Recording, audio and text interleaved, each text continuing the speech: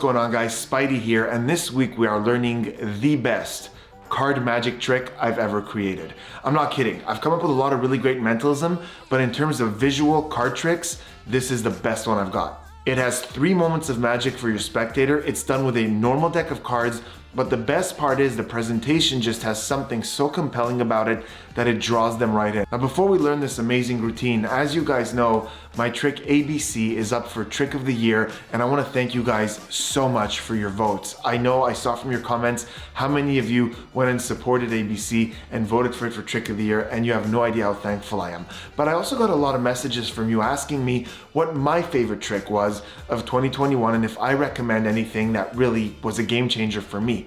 First of all, let me know in the comments, is this the type of thing that interests you? I've never really considered giving you guys product recommendations, but if this is something you'd be interested in, let me know in the comments. But I do want to mention 2 products that I discovered, one in 2021, one in 2020, that are real game changers for me. The first one is called Divine and Conquer by Leo Reed. Now, this is kind of ironic because this is up against me for Trick of the Year, but I really don't mind talking about it because it's so great. Let me describe the effect for you guys. You have a full deck of cards, you spread it, and you have 2 spectators think of any card that they can see in the whole deck. There's no restriction. You look at the first person and you tell them what their card is. You just read their mind.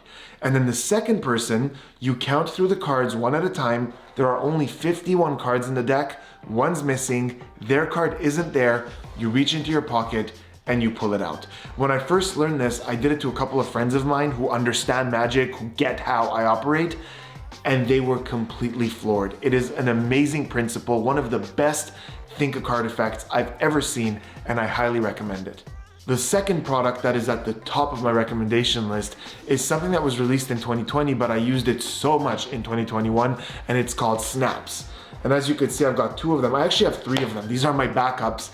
And it's by my good friend, David Jonathan, who's an amazing creator, an amazing mentalist.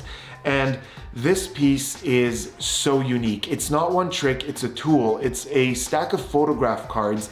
And every routine is very different, but they all have one thing in common. They end with this huge surprise where your spectator's jaw is gonna hit the ground when they realize what they're looking at. It's like that plot twist at the end of a movie. It's insanely good. It's so good, in fact, that I now have it in every single one of my virtual shows, and it always gets insane reactions. So I recommend it very highly. You get hours of instruction with it, with all kinds of routines, but you'll think of your own applications for it as well. It's amazing. I will leave a link in the description to where you could get both Divine and Conquer and Snaps. They both get an enormous recommendation from me, and they're both from Penguin Magic, which has amazing customer service and worldwide shipping, so they will get this over to you and you could start blowing minds. All right, now let's talk about the trick that we're learning this week. For the performance segment, I would like to welcome to the channel a very dear friend of mine. This is someone I respect enormously as a performer, as a creator, as an artist. And just this week, he posted on his channel an amazing tutorial for a card trick you could do with a regular deck of cards, highly recommended. And last week he was on Penn & Teller Fool Us, and that clip is on his channel as well. He did such a great job. I loved everything about his performance. So make sure to encourage him, go subscribe to his channel, check out his videos. But for right now, for this performance, I'd like to welcome to the channel, Alex Boyer. Alex Boyer, welcome to the channel, man. Super excited to have you here.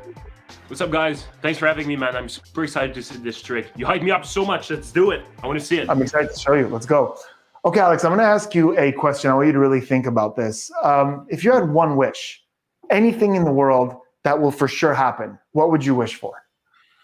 It's a great question. I'd say to maybe never lose my hair. I mean, come on. Good. That's a good one. 100. You know what? I think I would wish for the same thing, for you to never lose your hair. That's an amazing wish. I'm going to be honest with you. I ask a lot of people what they would wish for if they can only get one wish. And I found that every answer falls into one of 3 categories. The first category is impossible knowledge, to know something nobody has access to. For example, what are the winning lottery numbers? What's the meaning of life? Where's my soulmate out there? Things like that. The second category of wish is impossible change, to change something that we have no control over. Like you, to say, I don't want to ever lose my hair, or I want to be richer, I want to be thinner, I want to be younger, changing things that we can't really control. And the third one, which I find the most interesting, is time manipulation. I want to go back in time. I want to see what's in the future. I want to slow time, stop time, things along those lines. Now I'm going to demonstrate all three of those with a deck of cards.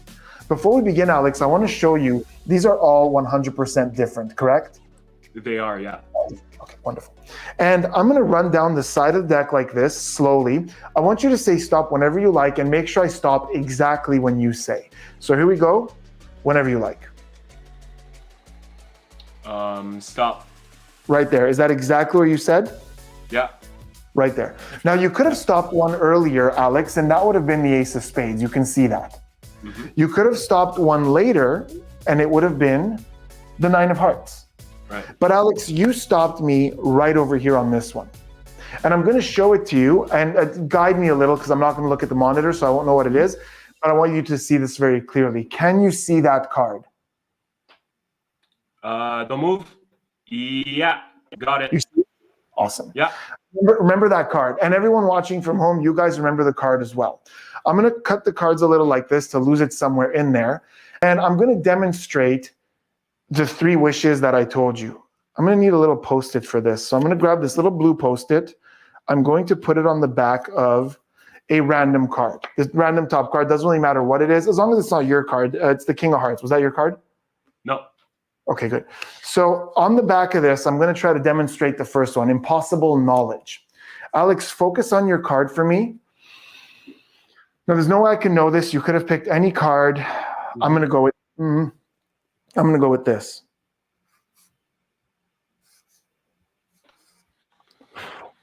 I'm going to go with this. Alex, in a loud, clear voice, I want you to tell everyone what was the card that you chose. Seven of diamonds. Seven of diamonds. Yeah. The first wish is impossible knowledge. What? Seven of diamonds. Okay. Now that's the first one. Knowing something nobody can know, that's the first one. Now that's on the back of the King of Hearts. We already saw that. Yeah. I'm going to set it down over here because I'm going to demonstrate the second wish. Now your card is somewhere in this deck. I have no idea where it is, to be honest with you, but that's not the point because the second wish is impossible change. Just like that. That was on the back of the King, the King of Hearts or whatever it was. Impossible change. What? Now the third and final wish. Time manipulation. You can see that seven of diamonds right there. Mm-hmm. And I'm going to destroy it. This is why time manipulation is so interesting to me. Because if we can go back in time, we can fix things that were once broken. Mend things that are unfixable. Alex, the third category of wish is going back in time. Dude. What? And that is back. It is restored. They can take that seven of diamonds. They can check it out. They can take it home. It's examinable. Boom. Torn and restored. Routine, man. What a sick routine. Are you teaching that? You're going to teach that? Yeah. What? No. Yeah. Your subscribers are lucky to have you, bro. This is a sick routine, man. Thank you so much. Yeah, bro. Subscribe to my channel. Peace. So there it was. I hope you guys enjoyed that. As you could see, it's a 1-2-3 punch with a very compelling presentation and just an amazing moment at the end. Gets great reactions, really gets great audience involvement as well, like when you ask what you guys would wish for. Now, as you guys know, I love to give you guys the history of tricks when I teach them to you, but in this case, there really isn't much to say because as I told you, this is a piece that I created from scratch. Now, I'm not claiming I created all the moves. I didn't create the double undercut, the pirouette change, the double lift, obviously, but the presentation, the plot, the way it all comes together, the torn and restored Post-it at the end, that's all mine. So there isn't really much to credit. So without further ado, let's jump right into the explanation. To perform this trick, the first thing you're going to need is a regular deck of cards. Now I am using the industry standard, which is red-backed bicycle rider backs, and I'll leave a link in the description to where you can get these, but they're really easy to find pretty much anywhere. The second thing you're going to need is small sticky notes. Now these are available once again at almost any stationery store in the world. There's all kinds of different brands, but I'll leave a link in the description if you guys want to use the same ones that I use.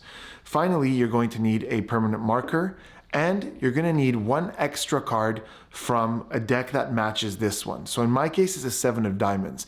Now, I like the 7 of diamonds because it's really easy to draw. It's just 2 straight lines for the 7 and then 4 straight lines for the diamond. If you pick like the Queen of Spades, you know, sometimes it's going to look very different and obviously different, but 7 of diamonds, so easy to draw. So that's the one I like, but you can pick any card you want. In your deck of cards, you're going to find the actual 7 of diamonds from this deck, and you are going to place it at the top. So that's what this 7 of diamonds is from this deck. And then you're going to take the duplicate one from the other deck. You're going to grab one of your sticky notes. You're going to place it on the 7 like this. I like to go near the top. You could do it in the middle, whatever you like, but I like it right about there. And on it, you're going to write down the name of the card itself. 7 diamond, like that.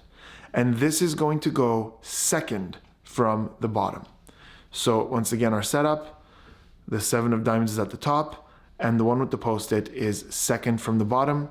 You are now ready to begin. So for the pattern presentation, you can go right back to the performance to listen to what I say.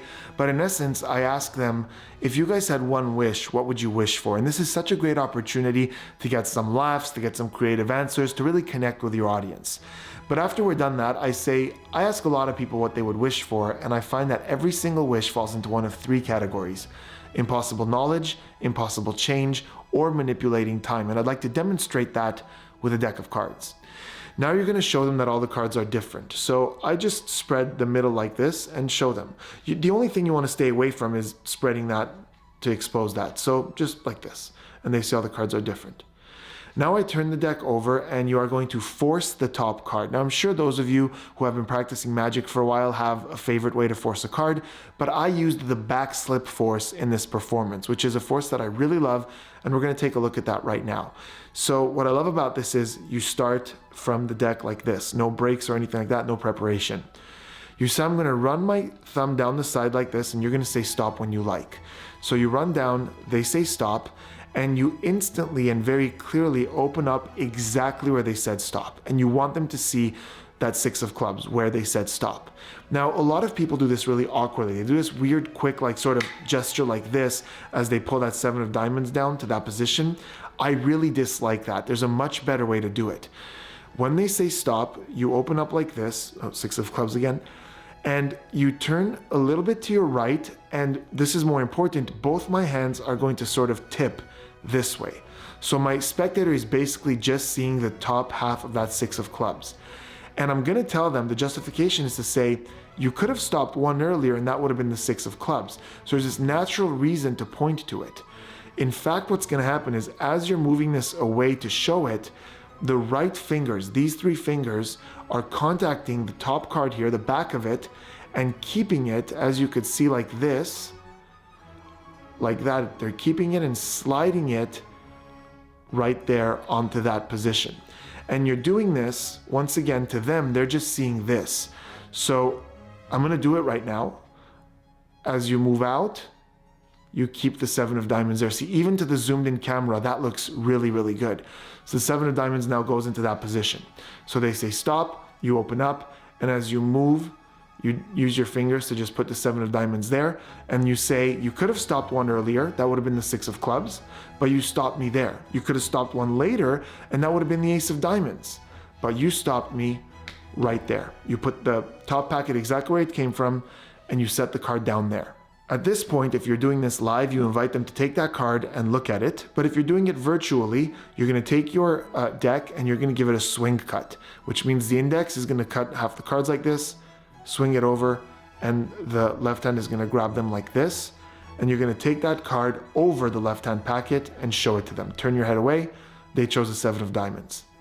That goes there. This packet is dropped on top, but a little bit in-jog towards me. And as I push it forward to square up, I'm going to pull up on this packet and get my pinky under it, like this. So as I push forward, a little bit of my pinky goes above the 7 of diamonds. That is called a pinky break, and I use it a lot, as you guys know. So now you're holding the pinky over their card. You're going to double undercut their card back to the top. What that means is my right hand is going to come over, and my thumb is going to take over this break, And I'm now going to come over with my left hand. I'm going to let go of half the cards of that bottom packet, cut them to the top, and then grab all the cards from that bottom packet and cut them to the top. So it just looks like you gave it a couple of cuts after the card went back. But what that does is it brings a 7 of diamonds to the top, and we're right back in position because the other one with the post-it is second from the bottom. Now you're going to tell them that it's time to demonstrate the first type of wish. So you're going to take one of your post-its, you are going to remove it and stick it to the back of the top card. Now that is secretly a 7 of diamonds, but they don't know that. So you're going to stick that there. And I like to get my double ready way in advance. So I say, okay, I've put a post-it on the back of this card. It doesn't matter what it is as long as it's not your card. But while I'm saying that, my left hand is going to push that top card, get the pinky under it, and get, once again, a pinky break under just one card. That way, now I can come back, set this on top, and I can now do a double lift to say, as long as it's not your card. And what a double lift is, basically my index comes over here.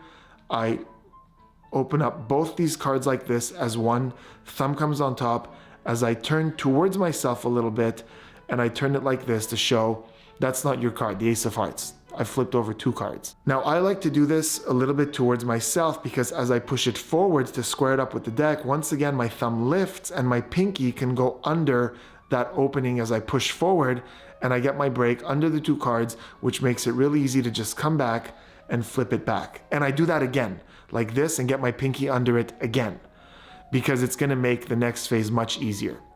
So now I've shown the back and front of this card. They think there's a post-it on the back of the Ace of Hearts, but it's actually on the 7 of diamonds. At this point, I say the first wish is impossible knowledge. I want you to focus on what your card was. Now guys, don't underplay this. To us, it might be simple, or you just forced a card and you're gonna tell them what it is, but do not underestimate how strong that is for your spectator. So you're gonna hold this against yourself, you're gonna take your marker, and you're going to try to draw the 7 of diamonds more or less the way you did it on the other one. It doesn't have to be exact, as long as it's not really far off. Like it's not one's tiny and one's gigantic. So more or less, I'm gonna make a 7 of diamonds that looks similar to the other one. They're not gonna have too much time to examine this, so don't worry about it too much. So you write this obviously towards yourself. They don't see that. You ask them what their card was. They say 7 of diamonds. You go the first wish, impossible knowledge, and you turn it and you show it to them. They react. Now you come back and you say, now remember that's on the back of the Ace of Hearts. You turn it over, flush this time, it doesn't matter, and you drop it on the table or in their hand. It's really strong when you do this in their hand. Now you're going to say, I'm going to demonstrate the second wish, impossible change. Now that's on the back of the Ace of Hearts, and your 7 of diamonds is somewhere in this deck. Now as you say that, you spread the cards to say somewhere in this deck, but this is an excuse to get a pinky break above the 2 bottom cards. So as you spread, it's very simple. Your thumb is going to clamp down on these 2 cards, and you're sort of going to lift this packet off just a little bit, and your pinky is simply going to go on top of those 2 cards before you close the spread, and you've got those 2 cards. And that just looks like this. Your card is somewhere in this deck, and that's it. I'm done. I've got the break above those 2 cards. Now you're going to double undercut those 2 cards to the top. So the way to do that is, once again, the thumb comes over and we grab that thumb break. And of course we can't cut that packet to the top because it's just such a small packet. So first we swing cut, about half the cards here over, and add them to the bottom like this to those 2 cards. And now we cut half those cards to the top, and then all the rest like this to the top. So it again looks like you're showing the cards and you're cutting, but what you've done with that sequence is you've brought the 7 of diamonds with the post-it to the top position. After you do that, you snap your fingers, you say the second wish is impossible change. They turn this over, or you turn it over, and they see that it's a 7 of diamonds. Again, that is a killer moment for your audience. Now, while they're distracted by that card, your left hand is once again going to push that top card over, bring it back, and get a pinky break under that top card. Now, you take the 7 of diamonds here, you remove the post-it, you flip the 7 of diamonds over and place it on top of the other 7 of diamonds, and you have a break beneath both. You're going to take this post-it and you're going to tear it in a very unique way. You're going to fold it up like this for half its length, And notice now that this entire part here is sticky. So you're gonna tear down here like this, and you're gonna stick it there. And you're gonna tear down here like this, and you're gonna stick it there. So now this looks like you've shredded the Post-it, but in fact you have one little bundle and it's sticky. Of course, don't do this. This isn't a very good trick, but you're gonna hold it like this. You're gonna put it on top of the 7 of diamonds, and don't put a lot of obvious pressure. Just set it down, a bit of pressure with the thumb, and it's stuck. And I like to keep my finger over it to give the illusion that my finger is helping in keeping this together. You don't want to start gesturing like, all right, guys, this part's going to be awesome. This kind of looks silly. So you want to put your finger over there. And now we're going to do the pirouette change.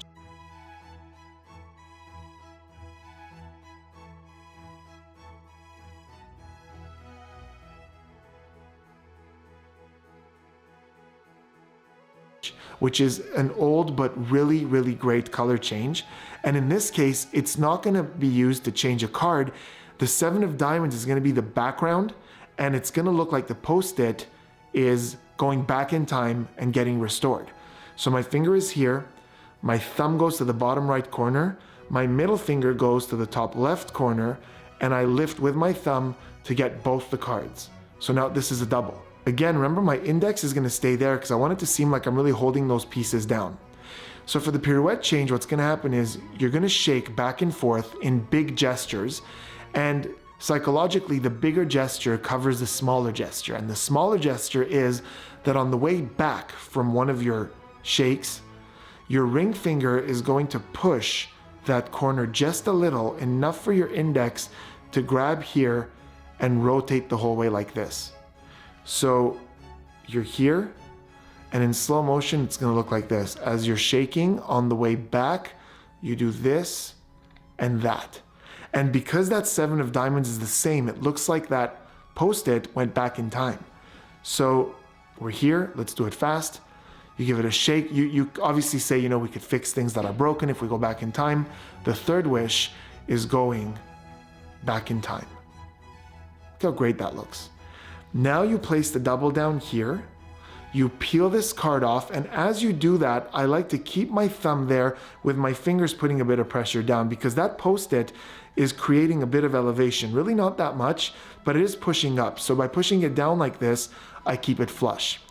But they're really focused on this, which I show, I give it to them, they can check it out, it's fully examinable. And at this point, I'll be honest with you, 99% of the time, I put the cards back in the box, I get rid of that Post-it later. But on very rare occasions, if I want to follow this up with a different card trick, I get this card to the bottom, so you can double undercut or shuffle or whatever you want to get that card to the bottom. So you could, like, you know, maybe do a shuffle like this or whatever you want. And it's a simple matter of just pulling it off with your fingers like this, maybe by the edge of the table. You just get rid of this one bundle, put it in your pocket, drop it on the floor. But honestly, I almost never do that. I just put the cards away and I just go on to something else. And then when I come back out to do another trick, I leave that one card in the deck and we can move on. But they're left with an amazing souvenir. They keep this and you haven't ruined your deck. You haven't ruined any cards.